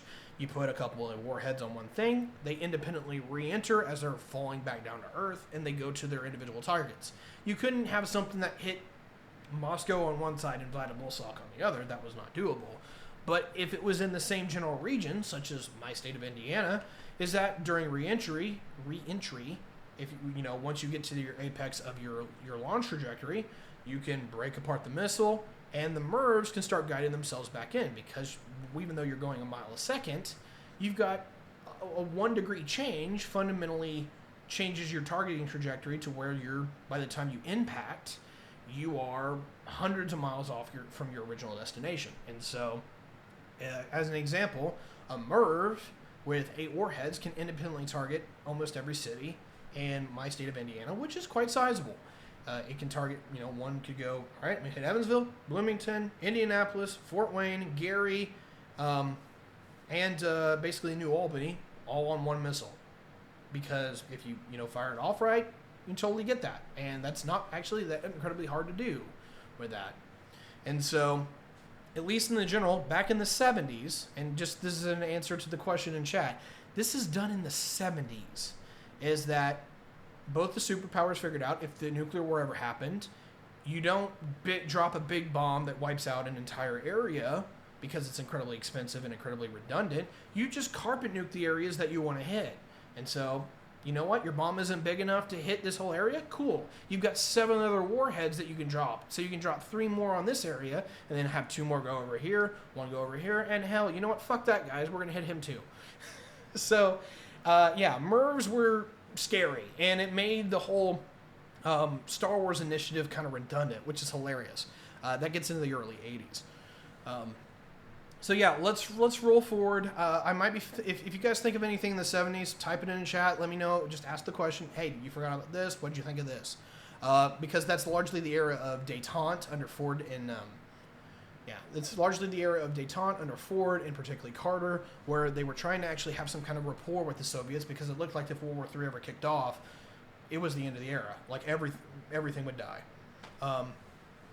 Okay, cool. I'll talk about that real quick. 70s is the beginning of transistor CPUs. Yes, this is the modern microchip developed by like Bell Laboratories. The original one, in MIT and a few other folks. The original one is the original IBM, I think, makes the first one in like 1971, and it's like a little 8-bit processor. But anyway. The computer revolution technically starts all the way back in the 70s. A lot of this is really just put into military hardware for firing computers and missile guidance and stuff like that. But come the 80s, which is where we're getting to, is that you're going to start seeing commercial applications for this. You have the rise of modern computer banking, a lot of automation in the industrial sector, in that regards to where robots and machines become massive primary economic movers. And this is going to wrap up the 80s. So let's roll into just 1980. The 80s are pretty much the breakaway zone to where the Americans look like they're going to start winning the Cold War. Now there's not necessarily there's a black door here where a lot of people don't know what's actually going on in the Soviet Union. But if you had the full transparency, this becomes incredibly prevalent. To say that before, though, 1975, if you would ask most people who was going to win, it looked like the Soviets were going to. 1, because the Soviets were really flexing their muscles. 2, it looked like the Americans weren't competent because of Vietnam. And so, long story short, you ask anybody, 75, 78, who was going to win, a lot of people would have probably bet on the Soviets. Come 1985, that's a completely different conversation. And this is why. You have the conservative revolutions in both the United States and pretty much the Western world, and even a few of the defector nations, that really starts making the world look like it's the American toy. You have Reagan within the United States, which really mobilizes the Americans politically into one mission. Now, I'm not the biggest fan of Reagan, and everyone knows this, but literally, Reagan in 1984 is so powerful that it's only like 1 or 2 states that vote against him. We haven't seen that level of political unification in a very long time. And that shows the world that the Americans have a mission. They're on to something, and they're going to start punching. And that's a huge deal. You also have the rise of Margaret Thatcher towards the end of the 70s, particularly going into the 80s. She's basically Britain's major conservative revolutionary, and she will help dominate British politics all the way up until 1992. So Maggie Thatcher going big. I got to remember his name, and I might have to look it up. India flipped sides during this time because they have their own conservative revolution. And give me... let me just get the name of this person real quick, because I forget, and they are incredibly, incredibly important to Indian history. I apologize, and I apologize.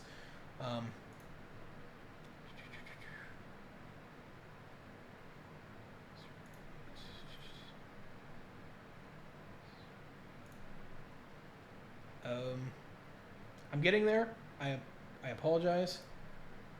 Okay, so you had Indira Gandhi, and it's the person who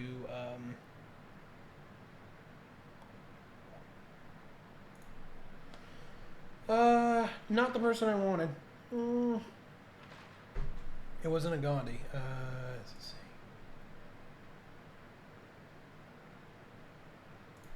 I'm sorry, I'm looking for this real quick, and I'm losing my mind. Part of it's done under the Indira administration of Indira Gandhi, but it's the person who replaces her. I guess it is Rajiv Gandhi. Anyway, I apologize. Mahatma. That sounds right. Give me a second here. Mahatma Gandhi, I think is his name.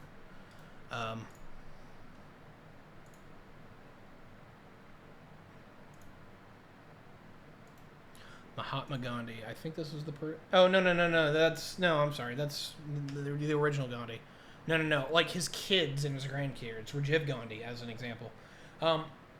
I'm trying to find the original person. There is... Okay, this is one of them. He was the president. He was not the prime minister. His name was... I can't pronounce this at all. I apologize. Okay, anyway, long story short, conservatism has a revolution in India during the 80s. And to make a long story short is that it becomes a lot more free market liberal, and it largely ties itself into the American, not into the American network, but openly liberalizes to where it will become part of the breakbone. India is firmly committed to being non-aligned, and they want to go their own way. But in the 60s and 70s, they're kind of seen as like leaning towards the communist bloc. But during the 80s, that openly flips, where India, which is another major power in the region, is openly saying, we kind of like the American system more. And they actually start tying into that a little bit. They won't openly take sides, and they still never have. But they become a lot more, they become a lot more influenced by Western interests. They become a lot more economically liberal, and you actually start seeing the growth of what will be a modern India all the way back then. I apologize for stopping there, but I wanted to put out names, and then I couldn't do that, so I apologize. Okay. And now look how what happens in India. True. So, going forward, is that, okay, India, we have, 80s, we have political revolutions, and that's on the Western side. We'll get to the Eastern Bloc revolutions here towards the end. Technologically, on the transistors and the computers, this is where the Soviets really start screwing up. Is that because their system is not as hands-off as the Western system, particularly in terms of, the development of consumer goods and basically amenities of people's lives, is that the Soviets are very slow at adapting computer technology, not only within their own infrastructure, military, economically, and politically, but even just getting it into mainstream life is incredibly slow and incredibly hard. And basically, a lot of what you see in Russia come 1990 still looks a lot like Russia in 1970. A lot of the TVs haven't really been changed a lot. A lot of there's hardly any computers, and a lot of them are very, very basic. Look like something that the Americans had in 1980. And so, just as a whole here, I'm simplifying. The computer revolution within the United States really starts pushing the West in a fundamental direction where they're just on escape velocity economically away from the communist bloc. However, what has really happened here is that the West gets the deindustrialization conversation going, where they say, okay, cool, we've invented this whole new industry. We're going to have what will eventually we call it today the service economy come to fruition. We don't have to worry about making things anymore. So either we can automate it here, or we can export our our industrial jobs to people that we want to flip into our alliance.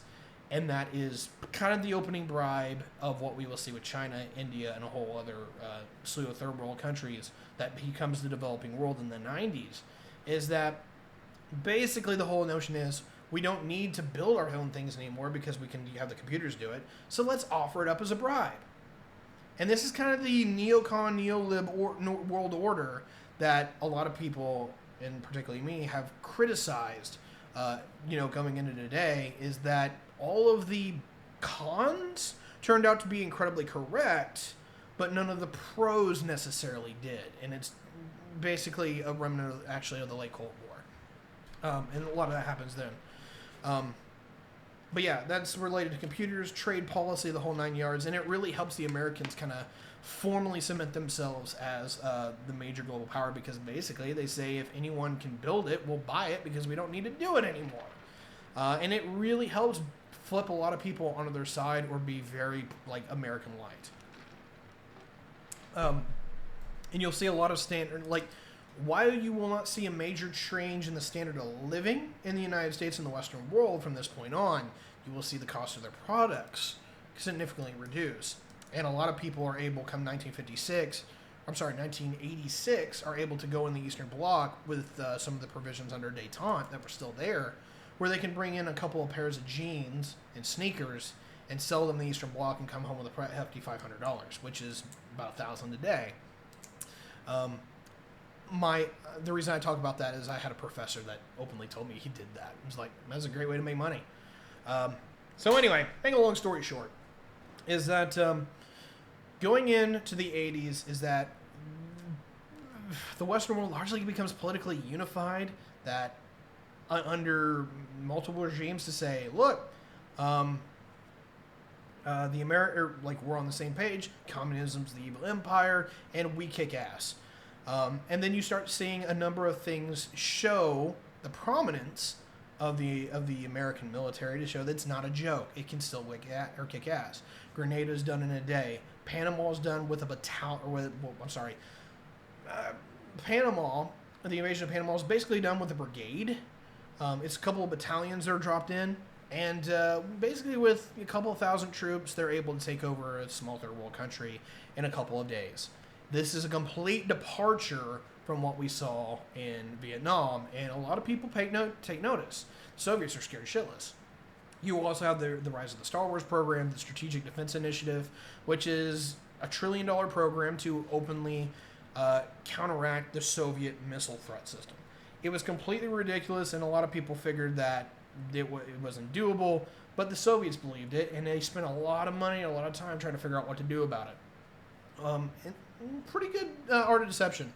To answer one question in chat, I think computers have been around since the 40s and 50s. Technically, yes, but they were analog anode computers. You actually have them on the modern battleships, so the the Iowa class battleships. They all have a electromechanical firing computer in them. They're very complicated. They're very cool, but they're really, they're quite sizable. And yes, they also use vacuum tubes as well. But anyway, most computers before the microprocessor are the size of a small building. But after that, it starts changing in a big way.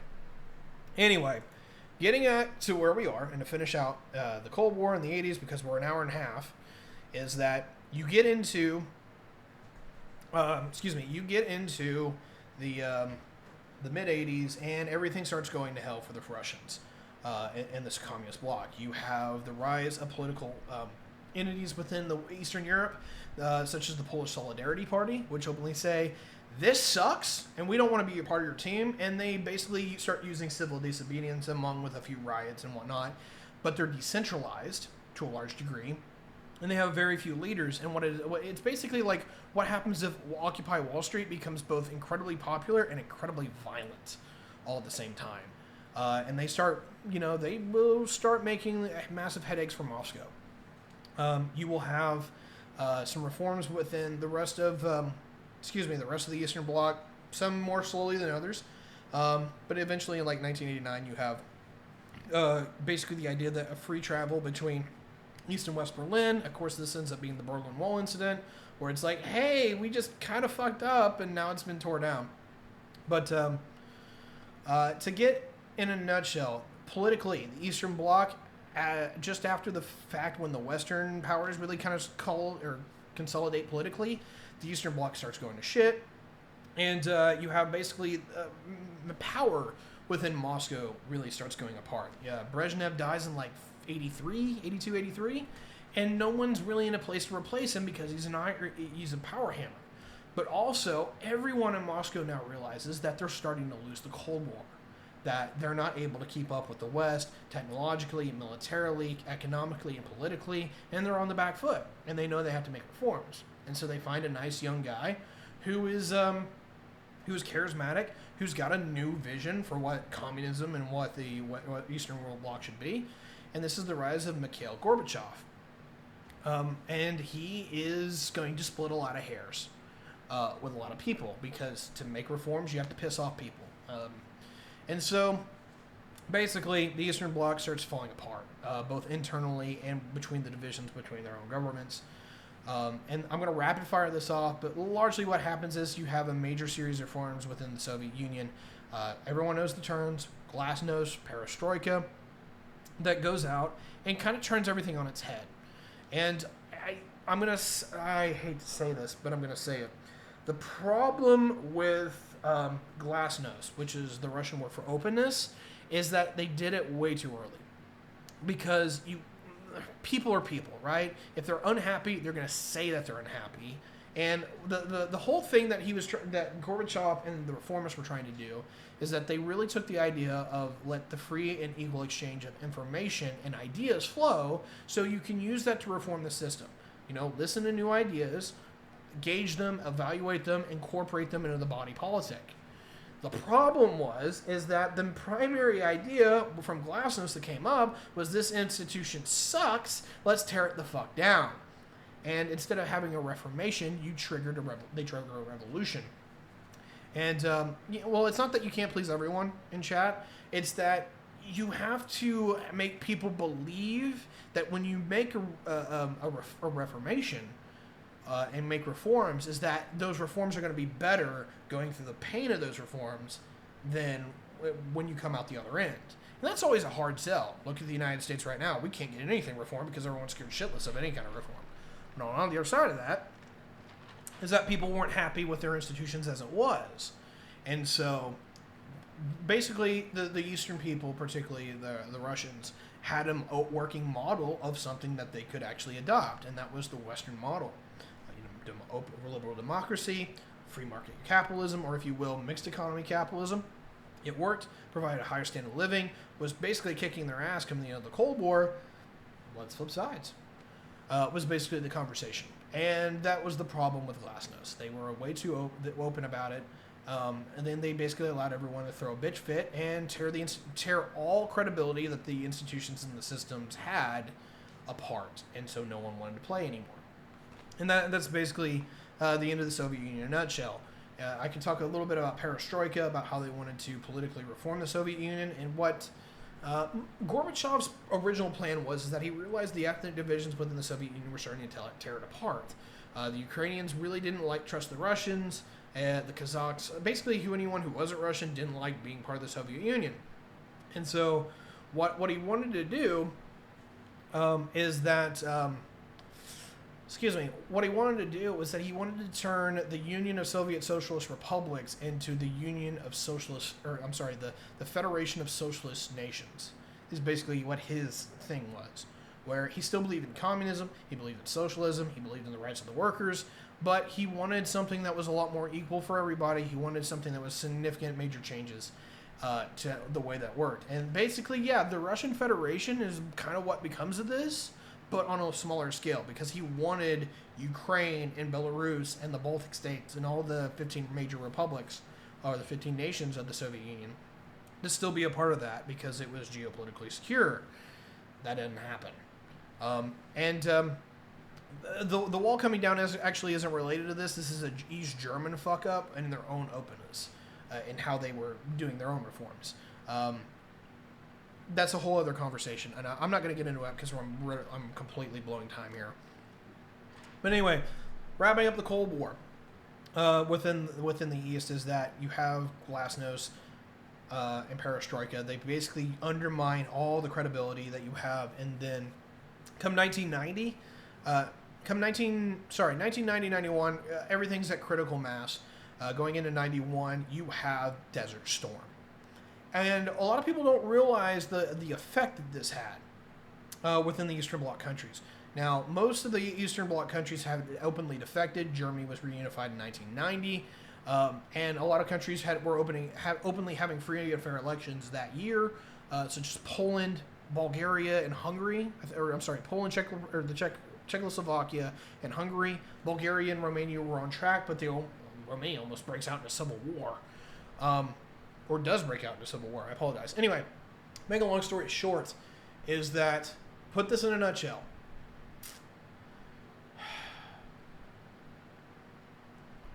In 1991 happens, you have Desert Storm. And Desert Storm is the Americans and a coalition of nations are opposing Iraq. And Iraq has the fourth biggest military in the world.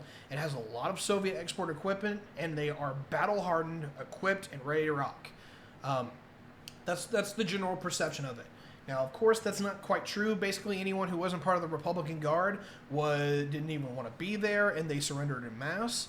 But here's the take that a lot of people have across the world. One, the United States looks like an absolute juggernaut because they have a 6-week bombing mission where they're just able to absolutely throw crazy amounts of hardware and precision munitions into Iraq, and they don't suffer hardly any casualties. There's a few and far between, but you have the F-117 Nighthawk stealth fighter, which the Iraqis can't see, and they're literally able to fly over Baghdad, drop munitions into downtown Baghdad and get away scot-free, which makes the Americans look freaking awesome.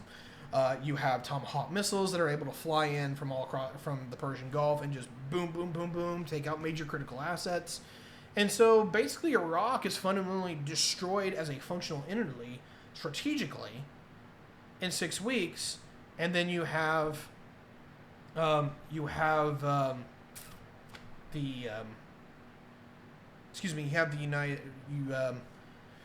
I cannot talk today. You have the ground war. And the ground war is one of those things where a lot of people are like, oh, well, they've still got all the Soviet weaponry. They've got a professional fighting force, which is the Republican Guard, all this stuff. Well, long story short, most of the Republican Guard wasn't actually engaged because they were in the reserve formations. And so the only actual engagement you have is 71, 73 Easting or something like that, which is basically an area in the middle of the desert. But you have an open tank-on-tank engagement of 70 T-72Ms, which are the Soviet export of the T-72. They're not that good, but don't tell anybody that. The impression is that it's hardcore Soviet weaponry, versus the M1 Abrams and the Challenger 1, and the West completely knocks it out of the park, just dominates that fight. And within 92 hours, something like that, the Iraqi forces more or less go into full surrender.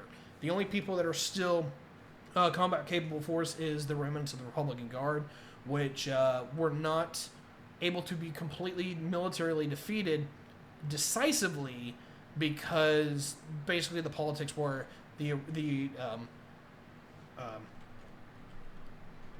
Sorry, I need to type in something real quick. The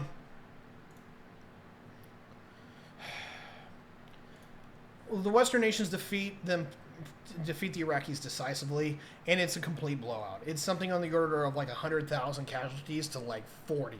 I'm sorry, like 100, 150.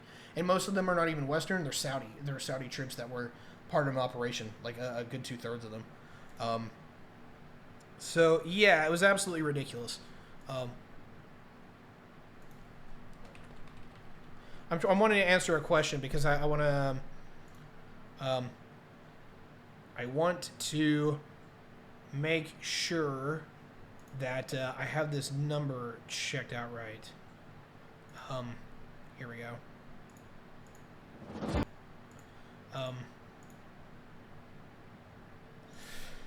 Oh, fucking Christ. God damn it. What the hell? Okay. I'm looking up something, and I somehow got COVID alerts, which is annoying as hell, but hey, whatever. Okay. I've got some different numbers here, but it's not quite on there. But anyway. What happens is, to answer the question that was posed in chat, is the fourth biggest army. You had China, the Soviet Union, the United States, or it was either like North Korea or India. There's questions on who actually was third, but almost everyone agreed that as far as standing army in 1990, 1991, is that Iraq is number 4. Let's see if I can actually pull up the numbers here real quick to get it correct. Sorry about that. Yeah, anyway, huge army, huge military, and is completely systematically slaughtered in literally 4 days. And so, going into 1991, the Americans look like they're just triumphant. The economy is banging. They've completely eclipsed the Soviet Union economically. Militarily, they're able to take on what is perceived to be a major nation, absolutely just wreck face. And yeah, just at that point, it looks like it's the end. Of course, you have the Soviet Union having reforms where you have Boris Yeltsin actively arguing with Gorbachev about what the future is. And so you get to, August, October, something like that. And, you get to August and there's a coup in Moscow. And basically the hardliners are trying to reestablish full authoritarian control in Moscow to bring back the glory of the Soviet Union and all that. Eventually it's put down. You have the Baltic states start openly revolting, and all of a sudden they start declaring independence, and Moscow doesn't really do anything about it. And of course, as soon as that happens, it's the end, as you start seeing Soviet republics just say, we're done, we're independent, we're not doing this shit anymore, and if Moscow wants a fight, they've got one. In between the political disunity, the economic disheartening, which I really want to tag on just a second here, is there's no reason anyone wants to participate anymore. And so it's over. I want to tackle the economic part real quick. One of the things that a lot of people do not talk about when it comes to the demise of the Soviet Union is how bad it was actually getting for them. We had a spy in the Kremlin that was sending us most of their economic numbers. And every number that we had for them was wrong, because every number that they had for themselves was wrong. Basically, the Soviet economy was estimated to be 30% bigger than what it actually was, because the Soviets across the board were fudging their numbers. What would happen is that you always had political oversight committees on, hey, this is the directorate, you have to build this many tractors, this many things all at one time, that's your job. But what we come to find out post collapse was that most people who had the dictates, even the dictates they set themselves, they wouldn't do. And what tended to happen throughout most of the Soviet Empire, starting in 1987 and particularly getting up around 1990, is that shelves were not stocked, and you had queues for literally from originally was just hard machinery to a large degree. So you couldn't get washing machines anymore, you couldn't get microwaves, couldn't get any of those modern amenities. And come 1989, 1990, you had bread queues. Just getting simple things like milk, bread, and eggs meant that people had to wait hours in line, 3, 4, 5 hours in line, just so they could get their groceries. And that pissed a lot of people off, as you can understand. And that's really what kills it for the Soviets, is that they don't have an economic infrastructure that people are happy with. You can't make people wait in line for basic necessities. And basically all the numbers that the Soviet leadership were getting were wrong and fudged, because they kept saying, hey, look, we got to produce a little bit more, and no one would follow through with it. And the stores just kept drying up with more and more goods, because eventually got to the point where people just couldn't even make bread, because every part of the supply chain started collapsing. Where, oh, you were going to make bread? Well, you had to get the wheat, or you had to get the flour. Who made the flour? Well, they had to get the wheat. It just collapsed. And that is the end of the Soviet Union in a nutshell, is that the economy went to shit, the political system went behind it, and then the military system went behind that. And the Soviet Union was basically no more. And so, come the end of 1991, literally like 2 months after I'm born in December, right around Christmas, it's like the ultimate Christmas gift for the West, Gorbachev resigns, and he says, I will not be the, he says that I will not be the chairman of the Soviet Union anymore. And he says, with me, there will be no Soviet Union, because the republics had declared independence, and you would have to assign, diplomatic relations to Boris Yeltsin of Russia and all the leaders that had actually come up among the independent republics. And so, yeah, and by the way, Boris Yeltsin had a lot to do with this. He basically got together with Ukraine and Belarus, which were the only hangers-on of the Soviet Union, and he basically forced him out of office. But yeah, that's the end of the game. And so the Soviet Union was no more, and that's the end of the Cold War.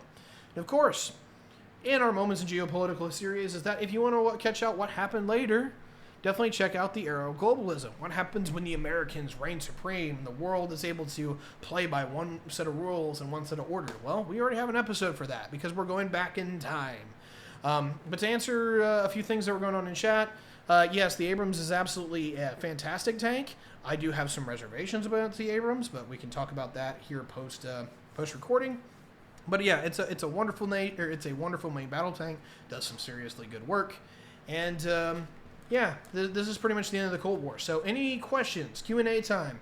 If you guys want to have that while we're still on the recorder regarding to the Cold War, if you want my takes, hit it now. But other than that, we can also do some stuff that's a little bit more nebulous outside, whether we want to talk about aircraft or tanks or all this other stuff. We can definitely do that too. It'd be great. But that's after the recording. If you guys are interested, I will get to this eventually. I was just debating on if I was going to do this episode or that next episode.